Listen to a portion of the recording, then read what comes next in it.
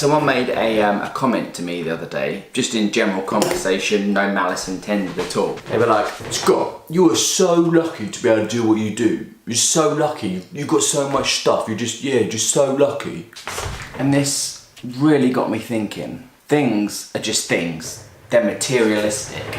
And they really just hold no real actual value in my life. I value my family and my friends, and that's pretty much it. I wouldn't say I was lucky. Alexa, define luck.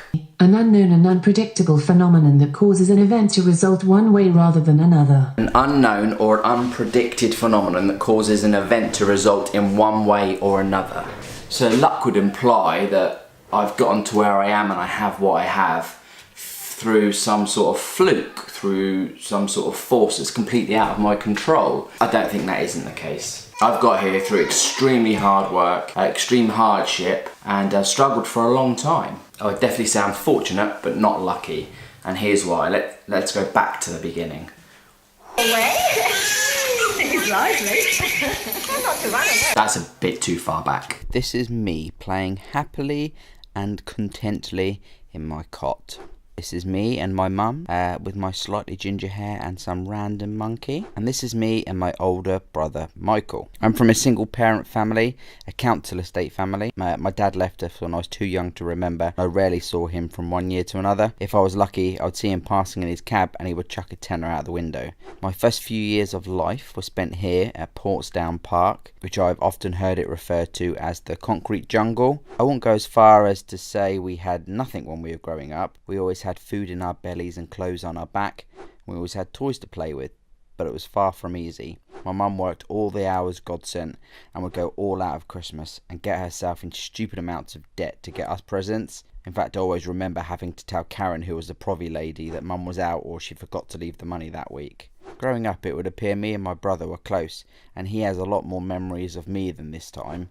In fact, for some reason, I don't have any memories of this time, sadly. I do, however, clearly remember this photo. And this, although it looks like I was having fun, was taken by my brother after he had just beaten the crap out of me in what was supposed to be a play wrestling match. There are 4.5 years between me and my brother, and whilst it doesn't seem a lot, it's enough to mean that we had separate lives growing up, which is sad, but we certainly make up for it now. All of my earliest memories centre around us living in the good end of the Wimmering estate. This is where I went to infant school and junior school. This picture was taken at one of my very first birthday parties in our house in Wimmering, and this picture was taken with me and my friend Katrina. She was one of my closest school friends when I was little. Secondary school, not so much, as she was in the popular group of people. I don't know the full story, but I believe shortly after school she took her own life. And one of my biggest regrets in life was not actually going to her funeral. This is me and my very first girlfriend Hayley at Sevenoaks School. This photo was taken shortly after she had her accident. She was hit by a speeding driver on our local estate. School in general was not particularly difficult for me. I was never in the popular group at senior school, but because I grew up with all those that were in the popular group, I never really had any trouble. I was off school a lot, some of it with broken bones, sickness, but a lot of it was due to fake sickness. I just hated getting up in the mornings, and to be fair, I still do. When I was off, I would go and spend time with my nan and granddad, and also spend a ton of the time in the local library in Cosham. Although I wasn't at school much, I always got my work done, and I always found the work quite easy. Although growing up I was surrounded by friends and family, I never really used to like going out. I spent a lot of time on my own playing with my Batman figures whilst my mum worked, and looking back now, I actually think I was lonely. One thing I always used to do when I was younger, which I really enjoyed, was to do fun runs. I ran for loads of local charities, and I even ran with some celebrities. I ran with Andy Peters, who was just a rude twat, Frank Bruno, we begged him for this picture, and also Jimmy Savile. And no, he didn't touch me. After school, I chose to go to college, and then following college, which was also my choice, I went on to university. These were tough times and financially very hard. Trying to balance student life with having no money at all meant that I was living off £15 a month and ended up leaving university in around 30k's worth of debt. Fast forwarding through my working life, gaining experience and developing my skills, making more friends, we bought our first home, which was 100% mortgage with Northern Rock. I crashed a few cars and I got married to my soulmate Lisa.